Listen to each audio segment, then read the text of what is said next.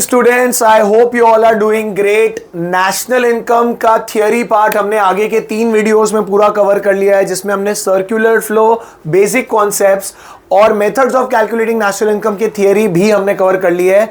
एक extra video आज का रहने वाला है, ये रहने वाला है measurement of national income. 3 methods जो नेशनल इनकम में कोर रहते हैं, that is value added, income and expenditure. आज के इस वीडियो में हम तीनों मेथड्स डिटेल में पढ़ेंगे, इनका फॉर्मेट पढ़ेंगे और फॉर्मेट के साथ साथ मैं आपको एक सम करवाऊंगा जिसमें सारी चीजें कवर होंगी। Okay guys, so without wasting time let's get started. सबसे पहले अपने स्टार्ट करेंगे फर्स्ट मेथड से, that is value added method. Okay, so पहला हमारा रहने वाला है आज वैल्यू एडेड मेथड। अब देखो, सबसे पहली चीज जो होती है, तुम लोगों को क्या समझना है कि वैल्यू एडेड एग्जैक्टली क्या होता है। ओके, कोई भी प्रोडक्ट अगर आप मार्केट में लेते हो, ओके, लॉजिकल है, हर प्रोडक्ट में मार्केट में वैल्यू ऐड होती है। जैसे अगर मैं आपको एक सिंपल सा एग्जांपल देता हूं कि आपने एक लेस का पैकेट लिया है 20 रुपए का, ठीक है, 20 रुपए का आपने लेस का पैकेट लिया है, क्या उसको बनाने का कॉस्ट 20 रुपए होगा? Definitely not. लेट्स से कि उसको जितना बनाने में खर्चा, हम समझ लेते हैं कि 15 रुपए के आसपास उसको बनाने का खर्चा लगा है, तो यहां पे जो 5 रुपए आपके पास बचते हैं वो 5 रुपए हुआ वैल्यू एडेड। क्या हुआ गाइस? वो वैल्यू एडेड। 20 रुपए जो आपने भरे हैं लेस के पैकेट को खरीदने के लिए, वो हुआ वैल्यू ऑफ आउटपुट, वो वैल्यू जो मैंने पे करके उसे खरीदा है। और 15 रुपए जो हमने रॉ मटेरियल पे खर्चा किया उस लेस को बनाने का, उसे हम कहते हैं इंटरमीडिएट कंजम्पशन। तो सबसे पहला इक्वेशन सबको क्या याद रखना है कि value added is nothing but value of output minus intermediate consumption. Alright guys, so I think पहली चीज सबको समझ में आ गई कि आउटपुट में से जो भी हमारे रॉ मटेरियल्स पे खर्चे हुए, अगर हमने उनको हटा दिया तो बची हुई अमाउंट हमारी वैल्यू एडेड हो जाएगी। तो हम यहां पे 2 कोर इंग्रेडिएंट्स के बारे में पढ़ने वाले हैं, एक वैल्यू ऑफ आउटपुट क्या होता है और एक इंटरमीडिएट कंजम्पशन क्या होता है, क्योंकि ये 2 टर्म्स आपको डायरेक्टली नहीं दिए होंगे। सबसे पहले हम बात करते हैं आउटपुट की। गाइस, किसी भी फर्म का आउटपुट टोटल 3 पार्ट्स में डिवाइड होता है। ओके, जैसे मैं अगर एक फर्म हूं, मेरे पास जो लेस पड़े हैं वो टोटल 3 पार्ट में बटेंगे। नंबर 1, मैं उसमें से कुछ पार्ट बेच दूंगा। नंबर 2, कुछ पार्ट मेरे पास बिकने के लिए पड़ा होगा। और नंबर 3, उसमें से कुछ पार्ट शायद मैं भी कंज्यूम करूं। एक एग्जांपल लेते हैं, सपोज मेरे पास 1000 यूनिट्स है लेस के, तो 1000 क्या हुआ? मेरा आउटपुट हुआ। ये 1000 3 पार्ट में बटेगा। 700 यूनिट मैंने बेच दिए, तो बेचने को अपने कहते हैं सेल्स। क्या कहेंगे सबसे पहले? सेल्स। 200 यूनिट मेरे पास अभी भी बिकने के लिए पड़े हुए हैं, तो वो हुआ मेरा चेंज इन स्टॉक। और 100 यूनिट मैं खुद कंज्यूम कर गया, तो उसे हम कहेंगे प्रोडक्शन फॉर सेल्फ कंजम्पशन। ये वैल्यू ऑफ आउटपुट 3 पार्ट में बटता है। सेल्स जो कि 700 मैंने बताया आपको, 200 हमारा चेंज इन स्टॉक और 100 प्रोडक्शन फॉर सेल्फ कंजम्पशन। इन तीनों को ऐड करके हमारा वैल्यू ऑफ आउटपुट होता है 1000। तो अगर मुझे 1000 नहीं दिया तो मुझे इन तीनों को ऐड कर देना है। Very clear guys? So value of output is divided in 3 part: sales, change in stock, production for self consumption. Sales 2 तरीकों में हो सकता है गाइस, कंट्री के अंदर और कंट्री के बाहर। सो अगर मुझे 700 नहीं दिया, मैं इसके आपको ये भी बोल सकता हूं कि 500 यूनिट मैंने इंडिया में बेचे और 200 यूनिट बाहर बेचे। तो जो इंडिया में बेचे उसे हम कहेंगे डोमेस्टिक सेल्स, और जो इंडिया के बाहर बेचा हम उसे कहेंगे exports. So it is nothing but domestic sales plus exports. Alright guys, वैसे ही अगर चेंज इन स्टॉक हमें नहीं दिया तो इसको ढूंढने का formula is nothing but closing stock minus opening stock. वो स्टॉक जहां पे हमने ईयर एंड किया दैट इज हमारा क्लोजिंग, और जो नया ईयर चालू किया ओपनिंग, उसके डिफरेंस को हम चेंज इन स्टॉक कहते हैं। और लास्ट हमारा आता है प्रोडक्शन फॉर सेल्फ कंजम्पशन। ये यूजुअली क्वेश्चन में डायरेक्टली दिया होता है। ऑलराइट गाइस, सो सबसे पहले वैल्यू ऑफ आउटपुट सबको समझ में आया कैसे निकालना है। दूसरी चीज जो आपको फोकस करनी है इज ऑन इंटरमीडिएट कंजम्पशन। अब इंटरमीडिएट कंजम्पशन क्या होता है? जैसे कि मैंने बताया, वो खर्चा जो हमने रॉ मटेरियल्स पे किया है, रॉ मटेरियल्स पे किया है प्रोडक्ट को बनाने के लिए। ध्यान से समझना इस चीज को। अब जैसे कि आपको वैल्यू ऑफ आउटपुट नहीं दिया हुआ, शायद क्वेश्चन में इंटरमीडिएट कंजम्पशन भी ना दिया हो, तो अगर ये नहीं दिया तो 2 चीजों को हम यहां पे ऐड करेंगे। एक purchase of goods and service, that is purchase of raw material, और दूसरा power, fuel and electricity charges. Okay, let's understand this. अगर रॉ मटेरियल्स नहीं दिया हुआ, सीधा मुझे परचेज ऑफ रॉ मटेरियल, तो अगर मैं सेल्स दो तरीकों में कर सकता हूं तो परचेज भी दो तरीकों में कर सकता हूं। लेट्स टेक एन एग्जांपल कि 1000 रुपए के मैंने रॉ मटेरियल्स खरीदे, अगर मुझे सीधा दे दिया तो बहुत बढ़िया, नहीं तो ऐसे भी दे सकते हैं कि 800 रुपए के रॉ मटेरियल इंडिया से खरीदे और 200 रुपए के रॉ मटेरियल बाहर से खरीदे, 800 प्लस 200 करूंगा तो 1000 मिल जाएगा। सो अगर मुझे परचेज ऑफ रॉ मटेरियल नहीं दिया हुआ, I will add domestic purchases with imports and I will get purchase of raw materials. इसके अलावा फॉर्म के लिए 3 और चीजें लगती है गाइस, पावर, फ्यूल और इलेक्ट्रिसिटी चार्जेस। अगर मैं फैक्ट्री चला रहा हूं तो उसमें अगर पावर जा रहा है, फ्यूल जा रहा है, इलेक्ट्रिसिटी जा रहा है, वो भी मेरा रॉ मटेरियल ही हुआ ना, क्योंकि हर महीने मुझे बिल तो भरना पड़ेगा। So technically it means every month I have to incur this expenses and this is nothing but my raw material. So इसके साथ अगर मैंने इसको ये ऐड कर दिया तो मुझे मिल जाएगा इंटरमीडिएट कंजम्पशन। ऑलराइट गाइस, एक बार हमें वैल्यू एडेड मिल गया, वैल्यू ऑफ आउटपुट मिल गया और इंटरमीडिएट कंजम्पशन मिल गया, हम दोनों को माइनस कर देंगे। मैंने अगर वैल्यू ऑफ आउटपुट में से इंटरमीडिएट कंजम्पशन निकाल दिया तो बचा हुआ अमाउंट क्या हुआ, मेरा वैल्यू एडेड। अब ध्यान से सुनिए, वैल्यू एडेड जो होता है वो आपकी इकोनॉमी का जीडीपी होता है। जीडीपी का मतलब होता है gross domestic product at market price. Alright, so अगर आपको क्वेश्चन में बोल दें कि वैल्यू एडेड निकाल लिया, वैल्यू एडेड निकालने के बाद क्या हुआ, वैल्यू एडेड को आप क्या लेंगे, अपना जीडीपी एमपी। सो जस्ट आपको बता देता हूं, हम मेथड कर रहे हैं मेजर, यहां पे जीडीपी एमपी मेरा वैल्यू एडेड है, मुझे इससे कन्वर्ट करना है नेशनल इनकम में guys. I hope everybody knows that national income is NNPFC, net national product at factor cost. Alright guys, तो यहां पे हम क्या करेंगे, पहले ग्रॉस को कन्वर्ट करेंगे नेट में, इसके लिए हम माइनस करेंगे डिप्रिसिएशन। डीपी यानी डोमेस्टिक प्रोडक्ट को कन्वर्ट करेंगे एनपी में, इसमें हम ऐड करेंगे NFIA, net factor income from abroad, और एमपी को कन्वर्ट करेंगे एफसी में, इसके लिए हम माइनस करेंगे NIT। आपको ये 3 चीजें दी होंगी तो आपको जीडीपी एमपी को कन्वर्ट कर देना है NNPFC में। ऐसा भी हो सकता है शायद आपको ढूंढने के लिए बोले calculate net value added at factor cost, NVAFC। तो अगर बाय चांस ऐसा हुआ, इस जीडीपी एमपी को आप GVAMP ले लेंगे, gross value added at market price, और कन्वर्ट कर देंगे NVAFC में।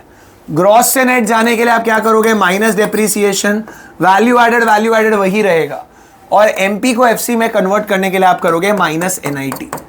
ये चीजें दी होंगी। ऑलराइट गाइस, सो पहला मेथड सबको समझ में आया, वैल्यू एडेड, यस और नो। मैं आपके सामने एक सम करने वाला हूं इसका, सो लेट्स गो अहेड। चलिए ध्यान से देखते हैं, अब इसमें हमें क्या ढूंढना है, सबको दिख रहा है, calculate net value added at factor cost. जैसे कि मैंने आपको अभी बताया एक स्लाइड पहले कि हमें शायद NVAFC ढूंढने के लिए बोल सकते हैं, तो मुझे पहले GVAMP निकालना पड़ेगा जो कि मेरा वैल्यू एडेड है। तो चलिए हम बेसिक इक्वेशन अप्लाई करते हैं जो अभी हमने सीखा। Value added is what guys, देखो value added is value of output minus intermediate consumption. So पहले हम वैल्यू ऑफ आउटपुट निकालेंगे, फिर हम इंटरमीडिएट कंजम्पशन निकालेंगे। सॉल्व करने की एक ही टेक्निक है, आपको सीक्वेंस में जाना है, सीक्वेंस ब्रेक नहीं करना है, एक बार में आंसर आएगा। सबसे पहले वैल्यू ऑफ आउटपुट के अंदर क्या क्या आता है, 3 चीजें आती है। पहले आता है सेल्स, देखिए सेल्स दी हुई है, ये रही हमारे पास डोमेस्टिक सेल्स और एक्सपोर्ट्स। जैसे कि हमने फॉर्मेट में देखा 1200 और दिया हुआ है 200, तो सेल्स हो गया हमारा 1400, 1200 और 200, राइट गाइस। सेल्स के बाद आता है change in stock. Can you see something called increase in unsold stock? Increase in unsold stock is nothing but change in stock. अगर इंक्रीज वर्ड दिया तो ऐड कर दोगे और डिक्रीज वर्ड दिया तो माइनस कर देंगे। अब ये कितना वैल्यू है 60, तो हम इसमें 60 जोड़ देंगे, और इसके बाद दिया होगा प्रोडक्शन फॉर, ये रहा goods use for self consumption 10, हमने इसमें 10 जोड़ दिया, तो ये अमाउंट जो हो गया वो हो गया मेरा value added. Very clear guys. ऐसे ही मैं निकालूंगा इंटरमीडिएट कंजम्पशन। क्या मुझे परचेज ऑफ रॉ मटेरियल दिया हुआ, यस, ये देखिए domestic purchase of raw material 400 और imports of raw material 120। So 400 plus 120 हुआ 520। ऑलराइट गाइस, इसके अलावा क्या पावर, फ्यूल, इलेक्ट्रिसिटी में से कोई भी चार्ज दिया हुआ, ये देखिए ये रहा पावर चार्जेस दिख रहा है आप लोगों को, कितना वैल्यू है 20, तो हम इसमें 20 ऐड कर देंगे। सो यहां पे हमारा टोटल आता है 540 और यहां पे आता है हमारा 1470। तो 1470 में से हमें 540 निकाल देना है, 470 गया तो आई थिंक टोटल 40 और 30 70 और निकालना है। तो यहां पे आपका टोटल कुछ 930 आ जाएगा।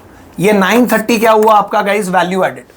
930 हुआ आपका value added, right guys? Value added को हम लेंगे GVAMP और इसे कन्वर्ट करेंगे NVAFC में। जैसे कि मैंने बताया था, ग्रॉस से नेट जाने के लिए हम माइनस डेप्री करेंगे और MP से FC जाने के लिए हम माइनस NIT करेंगे। आपको दिख रहा है डेप्री? अब डेप्री के मल्टीपल नाम है, रिप्लेसमेंट वर्ड दिखा तो समझ जाना है। देखो, replacement cost of fix capital, can you see the value कितना है? ये कितना वैल्यू दिया? 50। तो 930 में से मैं 50 माइनस करूंगा, जैसे कि मैंने बताया डेप्री माइनस होगा। और NIT कैसे देते हैं? अगर NIT नहीं दिया तो it will be indirect tax minus subsidy, यानी कि यहां पे हमें देखना है क्या कोई इनडायरेक्ट टैक्स है। GST दिख रहा है सबको गाइस? GST का वैल्यू 10 दिया हुआ है और सब्सिडी का वैल्यू दिया हुआ है 30, यानी कि -10 - 30। तो यहां पे वैल्यू कितना होगा? 10 - 30। 10 - 30 इज हाउ मच? 10 - 30 इज -20 और माइनस माइनस प्लस हो जाएगा। सो यहां पे -50 और +20 है, तो -30 होगा। मेरा आंसर आएगा 900। 900 is nothing but my NVAFC। Okay guys, समझ में आया सबको? सी, मैंने कुछ नहीं किया, यहाँ पे सीक्वेंस फॉलो किया है, सीक्वेंस में जाना है आपको। जो वेरिएबल्स आप सीख रहे हो, जैसे वैल्यू ऑफ आउटपुट सीखा तो लाइन में जाओ, इंटरमीडिएट कंजम्पशन सीखा तो लाइन में जाओ, लाइन में जाओ और टिक करते जाओ सब में कि ये रिकॉर्ड हो गया, ये रिकॉर्ड हो गया। इससे डबल काउंटिंग नहीं होगी और एक ही बार में आपका आंसर आ जाएगा। ओके, सो पहला मेथड सबको क्लियर है। अब आते हैं दूसरे मेथड में गाइस। दूसरे मेथड में आपको दिखेगा इनकम मेथड। अब इनकम मेथड बहुत सिंपल है, फैक्टर इनकम्स की इनकम को ऐड करता है। 4 फैक्टर्स ऑफ प्रोडक्शन है, लैंड, लेबर, कैपिटल, एंटरप्रेन्योर। उनकी इनकम है रेंट, वेजेस, इंटरेस्ट, प्रॉफिट, इन सबको ऐड किया जाता है, तो हमें इनकम मेथड है। अब यहां पे इनकम मेथड टोटल 3 सब हेड्स में डिवाइडेड है। सबसे पहला आपको दिखेगा कंपेंसेशन ऑफ एम्प्लॉइज। क्या दिख रहा है गाइस? कंपेंसेशन ऑफ एम्प्लॉइज, जिसे हम कहते हैं COE। ओके, अब देखो, एक एम्प्लॉय को जो कंपेंसेशन मिलती है, ज्यादातर हम उसे वेज कहते हैं, ठीक है गाइस? अब यहां पे अगर आपको क्वेश्चन में COE यानी डायरेक्टली दिया हो कंपेंसेशन ऑफ एम्प्लॉइज, बहुत अच्छा है। नहीं दिया तो हमें पर्टिकुलरली 4 चीजें ऐड करनी पड़ेगी। नंबर 1, वेजेस इन कैश, वो पैसा जो एक एम्प्लॉय को कैश में मिल रहा है। नंबर 2, वेजेस इन काइंड, वो पैसा जो टेक्निकली उसको अलग अलग वेज में मिल रहा है, जैसे कि कोई ट्रांसपोर्ट अलाउंस मिल रहा है, रेंट अलाउंस मिल रहा है, मेडिकल अलाउंस मिल रहा है, कैश नहीं मिल रहा है लेकिन उसका एम्प्लॉयर उसको कोई फैसिलिटी दे रहा है, तो वेज इन काइंड हुआ। Employers contribution to social security scheme, आपके बॉस ने आपका प्रोविडेंट फंड अकाउंट खोला है, हर साल उसमें पैसा डाल रहे हैं, जो पैसा आपके बॉस डाल रहे हैं। फोकस करना वर्ड एम्प्लॉयर है, एम्प्लॉय नहीं लेंगे, एम्प्लॉयर ही लेंगे, इसलिए employers contribution to social security scheme. And last word आता है रिटायरमेंट पेंशन। अब रिटायरमेंट पेंशन मैंने आपको आगे की वीडियो में पढ़ाया था कि वो एक फैक्टर इनकम है, ऐसा पैसा जो आपने पर्टिकुलरली मेहनत से कमाया लेकिन आपको तब नहीं मिल रहा, बाद में मिल रहा है, तो उसे भी हम काउंट करेंगे। तो अगर क्वेश्चन में COE दिया है, ठीक नहीं तो हम 4 चीजें ऐड करेंगे, wages in cash, wages in kind, employers contribution to social security scheme and retirement pension. तो ये हुआ आपका component number 1 COE। Component number 2 आता है OS। OS का full form is operating surplus. अब इसको थोड़ा ध्यान से समझना। ऑपरेटिंग सरप्लस की अगर अपने बात करें तो यहां पे बाकी चीजों के बारे में हम बात कर रहे हैं। वेजेस आ चुका है अब हमारा। ओके गाइस, ये डिवाइड होता है टोटल 2 पार्ट्स में, income from property, income from entrepreneurship. अगर आपको ऑपरेटिंग सरप्लस नहीं दिया, इसमें ये ऐड करेंगे। सबसे पहला आएगा इनकम फ्रॉम प्रॉपर्टी, प्रॉपर्टी से जो कमाइयां होती है आपकी। अब इसके अंदर टोटल 3 कंपोनेंट्स आते हैं, रेंट, रॉयल्टी और इंटरेस्ट। ये 3 ऐसी चीजें हैं जो आपकी पर्टिकुलरली इन्वेस्टमेंट्स की हुई हैं आपने, उनसे आपको कंसेक्यूटिव इनकम्स आ रही है। दैट इज द रीजन इसे हम इनकम फ्रॉम प्रॉपर्टी कहते हैं। तो जमीन लिया, रेंट आ रहा है, किसी को लोन दिया, हर महीने वो इंटरेस्ट दे रहा है, किसी को आपने अपने ब्रांड का नाम यूज करने दिया, आपको रॉयल्टी मिल रही है, इसलिए आता है इनकम फ्रॉम प्रॉपर्टी में। दूसरी चीज ऐड होती है इनकम फ्रॉम एंटरप्रेन्योरशिप। अब एंटरप्रेन्योरशिप की जो इनकम है उसे हम कहते हैं प्रॉफिट्स। यूजुअली एडजस्टमेंट इसके अंदर आता है कि डायरेक्टली नहीं दिया होता।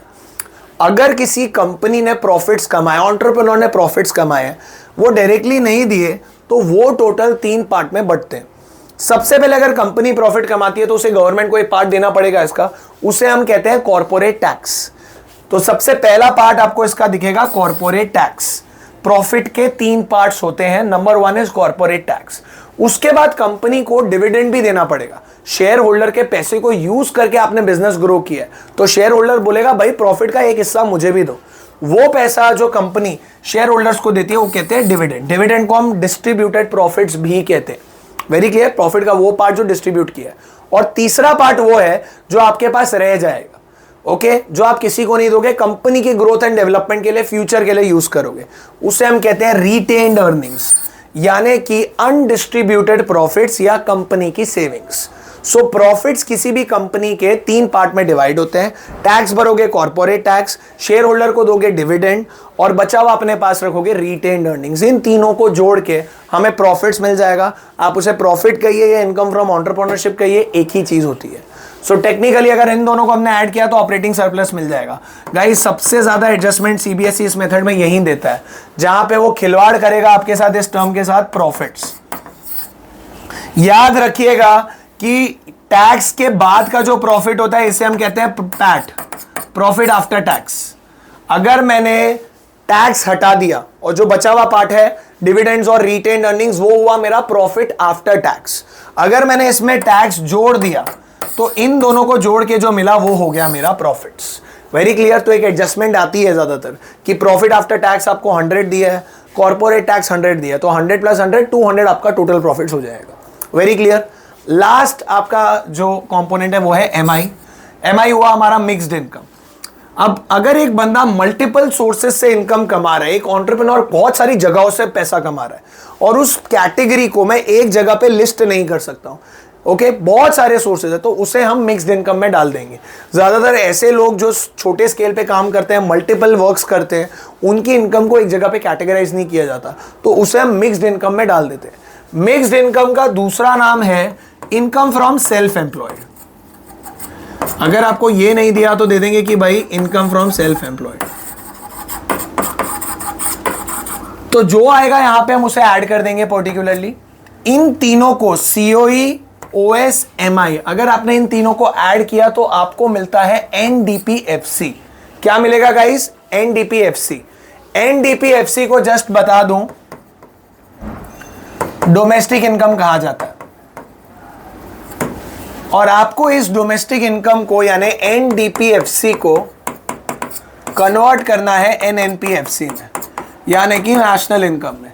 तो सिर्फ आपको डीपी को चेंज करके एनपी में डालना है। तो इसके लिए आप ऐड करोगे एनएफआईए, यानी कि net factor income from abroad. So जैसे ही आपने ये ऐड किया, आपको आपका डोमेस्टिक इनकम से नेशनल इनकम मिल जाएगा। ऑलराइट गाइस, सो सीक्वेंस यही रखेंगे एंड लेट्स मूव अहेड। एक सम सॉल्व करेंगे, उसके बिना गाड़ी नहीं निकलेगी। आप यूजुअली नोट कीजिए, मैं जो चीज कर रहा हूं सीक्वेंस में कर रहा हूं। तो सबसे पहले मैं लिख देता हूं यहां पे कि NDPFC is equal to COE plus OS plus MI. मैं तो लाइन में ही जाने वाला हूं, मैं रैंडमली ऐड नहीं करूंगा। ओके, तो सबसे पहले हम देखते हैं सीओई के बारे में क्या क्या दिया। सीओई में मुझे दिया हुआ है वेजेस एंड सैलरीज, और दिया हुआ है रिटायरमेंट पेंशन, और कुछ दिया हुआ है, देखे देखे देखे देखे देखे नहीं, बोनस दिया हुआ है, लेकिन bonus guys wages and salaries में ही आ जाता है। जस्ट आपको बता दूं कि बोनस ज्यादातर कैश में ही दिया जाता है, तो उसको हम कंसिडर नहीं करेंगे। उसके अलावा कुछ भी नहीं दिया है। तो सीओई में 2 चीजें आएंगी, 1000 प्लस 4000। तो यहां पे मैं डाल देता हूं 5000। ये हो गया मेरा सीओई। अब जाते हैं ओएस में। ओएस में अगर अपने देखते हैं तो लाइन में जाते हैं, पहले इनकम फ्रॉम प्रॉपर्टी। सीधा मुझे इनकम फ्रॉम प्रॉपर्टी दे दिया है गाइस, यानी रेंट, रॉयल्टी, इंटरेस्ट, ये तीनों आ गया इसके अंदर। कितना हो गया? 3000। अब देखो ये बोर्ड करता है बहुत बार। अब इसके बाद उन्होंने रेंट भी दिया है। रेंट का मुझे कोई काम नहीं अगर मुझे इनकम फ्रॉम प्रॉपर्टी दे दिया तो, क्योंकि इनकम फ्रॉम प्रॉपर्टी बड़ा हेड है और रेंट उसके अंदर आता है। Very clear. तो इनकम फ्रॉम प्रॉपर्टी हमने ले लिया। दूसरी चीज क्या ऐड होती है? Income from entrepreneurship. अब मैंने आपको बताया था कि एंटरप्रेन्योरशिप यानी कि प्रॉफिट 3 पार्ट्स में डिवाइड होता है। देखो प्रॉफिट के ऊपर भी बहुत चीजें दी हुई है और वो एडजस्टमेंट आपको दिखेगा। दिख रहा है आपको? Corporate tax, profit after tax and distributed profits. अब आप कंफ्यूज हो गए क्या करना है? जैसे कि मैंने आपको बताया कि ये दिया हुआ है प्रॉफिट आफ्टर टैक्स और ये दिया हुआ है कॉर्पोरेट टैक्स। अगर हम इन दोनों को ऐड करेंगे तो सीधा प्रॉफिट्स मिल जाएगा। इसी के अंदर मुझे डिविडेंड्स दे दिया तो डिविडेंड्स अलग से ऐड करने की जरूरत नहीं है। तो हम क्या करेंगे? इन दोनों को ऐड करेंगे, corporate tax and profit after tax. So यानी कि 3800 प्लस 200 विल गिव मी 4000। तो यहां पे मैं 4000 ऐड कर दूंगा। ये हो गया मेरा ओएस। अब एमआई जो है, एमआई क्या होता है? Mixed income. मिक्स्ड इनकम दिया हुआ है कि नहीं मुझे अब देखते हैं। अपने इनकम फ्रॉम सेल्फ एम्प्लॉयड है कुछ, ये रहा। देखिए पहला head guys, income from self employed कितना अमाउंट है? 1500। तो अब मैंने इसमें ऐड कर दिया 1500, तो मुझे मिल जाएगा एनडीपीएफसी। सो ये हो गया 5005 और ये हो गया 7000, 8500 आया मेरा एनडीपीएफसी। लेकिन कहानी यहां पे खत्म नहीं होती है। देखो उन्होंने ढूंढने के लिए क्या कहा है? उन्होंने हमें ढूंढने के लिए कहा है जीएनपीएमपी गाइस। तो हम क्या करेंगे? यहां पे एनडीपीएफसी को कन्वर्ट करेंगे जीएनपीएमपी में। ठीक है guys? So let's see what is to be done in this. सबसे पहले तो नेट को ग्रॉस में कन्वर्ट करना है तो मैं डेप्री ऐड करूंगा। डीपी को एनपी में कन्वर्ट करना है तो मैं एनएफआईए भी ऐड करूंगा। और एफसी को एमपी में कन्वर्ट करना है तो मैं एनआईटी भी ऐड करूंगा। यानी कि मुझे तीनों कंपोनेंट्स ऐड करने पड़ेंगे। तो चलिए देखते हैं यहां पे क्या हमारे पास डेप्री है। ये देखो ये रहा, रिप्लेसमेंट 1000। तो मैं क्या करूंगा? यहां पे 1000 ऐड कर दूंगा जो कि मेरा डेप्री हो गया। दूसरी चीज क्या ऐड होगी गाइस? एनएफआई। एनएफआई अगर नहीं दिया तो फॉर्मूला अगर मैं आपको बता दूं, it is FIFA minus FITA, factor income from abroad minus factor income to abroad. अब यहां पे देखो दिया हुआ है income earned by residents from rest of the world, ये हमारा फीफा हो गया। And income paid to non residents of the country यानी कि फीटा। तो 800 हमने बाहर से कमाया और बाहर वालों ने हमसे 600 कमाया। तो नेट हमने 200 ज्यादा कमाया। 800 माइनस 600, यहां पे हम 200 ऐड करेंगे। ये हुआ मेरा एनएफआईए। और लास्ट आता है मेरा NIT guys. NIT is indirect tax minus subsidy. अब देखिए यहां पे इनडायरेक्ट टैक्स कहीं पे भी दिख रहा है आपको? नहीं दिख रहा है, मुझे सिर्फ सब्सिडी दिख रहा है गाइस। सब्सिडी का अमाउंट कितना है? 700। तो 0 माइनस 700 यानी कि मेरा आंसर आएगा -700 मेरा एनआईटी हुआ। ऑलराइट गाइस, सो यहां पे अगर आप देखेंगे 1200 प्लस हो रहा है और 700 माइनस हो रहा है। इसको मैं नेट करूं तो 500 प्लस होगा। मेरा आंसर आएगा 8500 प्लस 500 यानी कि मेरा जीएनपीएमपी आप कैलकुलेट करेंगे तो निकलेगा 9000। ऑलराइट गाइस, सी स्टेप्स फॉलो करने हैं, सीक्वेंस में जाना है। अगर आप सीक्वेंस में जाओगे तो कहीं पे भी आंसर गलत नहीं होने वाला है। ओके, वन शॉट, एक ही बार में आपका आंसर सही निकलेगा। Are we clear with this method guys? Fantastic. चलो आगे बढ़ते हैं। Last and the most important method, मैं सबसे ज्यादा इंपॉर्टेंट इसको और इनकम मेथड को मानता हूं क्योंकि ज्यादा सीबीएसई पूछता यही दो मेथड्स हैं। Okay, that's the third method, expenditure method. इस मेथड में हम हमारी इकोनॉमी के सारे फाइनल एक्सपेंडिचर्स को ऐड कर देंगे। Alright, we are going to add all the final expenditures. Total यहां पे 4 फाइनल एक्सपेंडिचर्स है। अगर आपको दिखेगा, private final expenditure, government final expenditure, GDCF और net exports. So let's understand these components. सबसे पहला आता है private final consumption expenditure. Okay, ये टेक्निकली वो खर्चा है जो इनकर किया जा रहा है दो पार्टीज, हमारे house holds final consumption expenditure और फर्म फाइनल कंजम्पशन एक्सपेंडिचर। मतलब अगर ये नहीं दिया तो हम इन दोनों को ऐड करेंगे, house hold final consumption expenditure और फर्म। 99% केसेस में दिया ही होता है, नहीं दिया तो ये ऐड कर लेंगे। अब फर्म किसी भी टाइप का हो, प्रॉफिट नॉन प्रॉफिट, हमें उसका खर्चा लेना।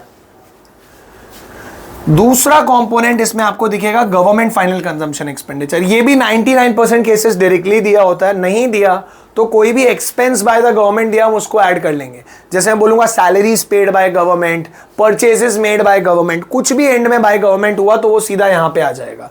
ऑलराइट गाइस, और इसके बाद जो तीसरी चीज आती है वो आती है हमारी सबसे core component, gross domestic capital formation, GDCF।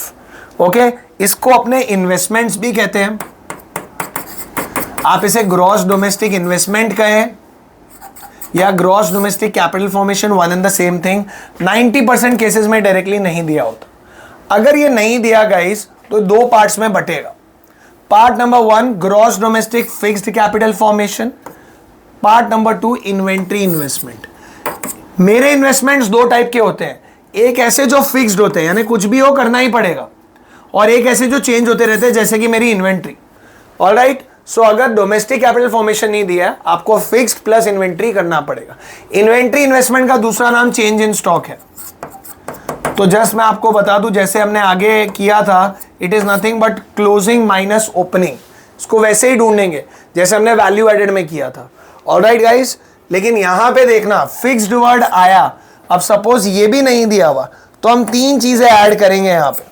कितनी चीजें ऐड करेंगे? 3, gross resident investment, gross business investment and gross public investment. ये हाउस होल्ड का इन्वेस्टमेंट हुआ, रेजिडेंट यानी घर, हाउस होल्ड को रहने के लिए घर चाहिए ही चाहिए, उसका फिक्स सोर्स है वो।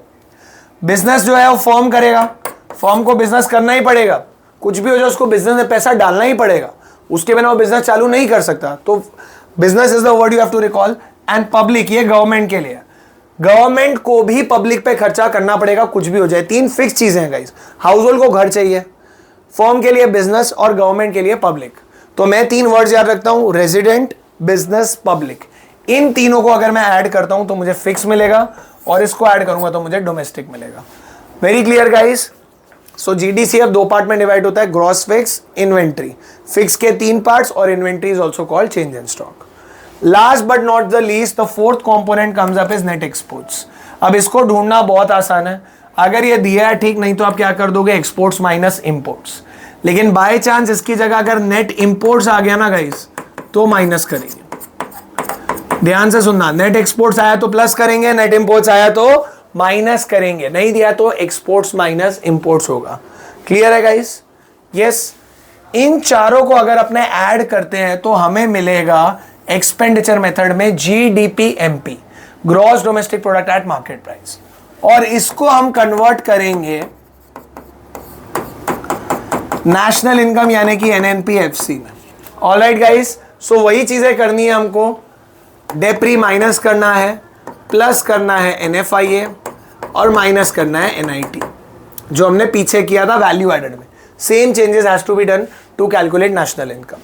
ठीक है, इस मेथड में एक बहुत यूनिक चीज पूछी जाती है, दैट इज हिडन डेप्रिसिएशन। यानी कि ये जो वर्ड आपको दिख रहा है इसको मैं यूज कर सकता हूं हिडन डेप्रिसिएशन देने के लिए। कैसे, आज समझेंगे। हिडन डेप्रिसिएशन इज समथिंग जो किसी भी मेथड में यूज किया जा सकता है गाइस। मैं चाहूं तो इसे वैल्यू एडेड इनकम किसी भी मेथड में डाल सकता हूं। सपोज क्वेश्चन के अंदर आपको सीधा दे दूं GDCF 600, उसी में मैंने दे दिया NDCF यानी कि नेट डोमेस्टिक कैपिटल फॉर्मेशन 500। अब आप सोचोगे सर मुझे तो यही लेना है, ये तो कहीं है ही नहीं। CBSE आपको ऐसा क्वेश्चन इंटेंशनली देगी क्योंकि ये देख के उन्होंने इनडायरेक्टली आपको 100 का डेप्रिसिएशन दे दिया। भूलना मत, ग्रॉस माइनस नेट करोगे तो डेप्री मिलता है। तो GDCF minus NDCF gives me a depreciation of 100। Alright guys, डेप्री निकालने के लिए एक चीज याद रखना कि दोनों सेम लेवल्स पे हो, डोमेस्टिक डोमेस्टिक या फिक्स फिक्स। मैं ऐसा भी कर सकता हूं आपको कि GDCF का वैल्यू दे दिया 600, लेकिन नेट फिक्स्ड कैपिटल फॉर्मेशन दे दिया 450। अब आप सोचोगे सर ये एक तो डोमेस्टिक और एक फिक्स्ड है, एक लेवल नीचे हुआ। फिक्स को हमें डोमेस्टिक में कन्वर्ट करने के लिए इन्वेंट्री इन्वेस्टमेंट दिया होगा। अब सपोज अगर मैं इन दोनों को ऐड करता हूं तो मुझे NDCF मिल जाएगा 500। ऑलराइट गाइस, फिक्स को डोमेस्टिक में कन्वर्ट करने के लिए मैंने इन्वेंट्री इन्वेस्टमेंट ऐड कर दिया, तो यहां पे वापस मेरा डेप्री जो है वो, तो डेप्री पूछने के 2 तरीके हैं, be very particular, be very clear over here. Okay, ये इजी वाला है। ये डिफिकल्ट वाला। सीबीएसई कुछ भी पूछ सकता है दोनों में से, इजी भी पूछ सकता है, डिफिकल्ट भी पूछ सकता है, तो हमें दोनों आने चाहिए। रूल खाली एक ही याद रखेंगे कि डेप्री निकालने के लिए दोनों सेम लेवल पे होने चाहिए। ऑलराइट गाइस, तो ये एडजस्टमेंट के साथ अपने आगे बढ़ते हैं अगले सम पे, जो कि एक एक्सपेंडिचर मेथड का सम है। तो as it is we will do GDP MP is equal to private final consumption expenditure plus government final consumption expenditure plus GDCF plus X minus M, that is net export. देखो मैंने पूरा line में लिखा है, दिख रहा है आप लोगों को? सीक्वेंस में जाएंगे, दिया हुआ है पहले प्राइवेट फाइनल कंजम्पशन एक्सपेंडिचर कितना है 100, तो ये मैंने 100 लिख दिया। गवर्नमेंट फाइनल ये रहा, देखो अब यहां क्या दिया, salaries paid by the government, GFC नहीं दिया, लेकिन उन्होंने खर्चे के एंड में गवर्नमेंट लिखा है। कितना हुआ ये 200। और जीडीसीएफ, क्या हमें जीडीसीएफ दिया है गाइस? अब देखो यहां पे नहीं दिया है। जीएफसीएफ दिया होना चाहिए, ग्रॉस फिक्स कैपिटल फॉर्मेशन, वो भी हमें नहीं दिख रहा है, लेकिन फिक्स के 3 कंपोनेंट मुझे दिख गए। आपको दिख रहे हैं सबको? कुछ अभी वर्ड्स पढ़े थे हमने, रेजिडेंट, बिजनेस और पब्लिक, मतलब इनको ऐड करूंगा तो मुझे मिलेगा GFCF, gross fix capital formation, और उसके बाद मुझे उसमें इन्वेंट्री इन्वेस्टमेंट भी ऐड करना पड़ेगा। तो लेट्स डू दिस। अगर हम इन तीनों को ऐड करते हैं 70 and 80 90 200 जो है, ये आया मेरा जीएफसीएफ, और जीडीसीएफ ऐड करने के लिए मुझे इसमें इन्वेंट्री भी ऐड करना पड़ेगा। मतलब कि ये हो गया 200 प्लस 300 यानी कि 500 हो गया मेरा ग्रॉस डोमेस्टिक कैपिटल फॉर्मेशन। और लास्ट में अगर आप देखेंगे नेट एक्सपोर्ट्स, जैसे कि मैंने कहा था नेट एक्सपोर्ट्स नहीं दिया तो आप क्या करोगे, एक्सपोर्ट्स माइनस इंपोर्ट्स। क्या आपको एक्सपोर्ट्स दिख रहा है?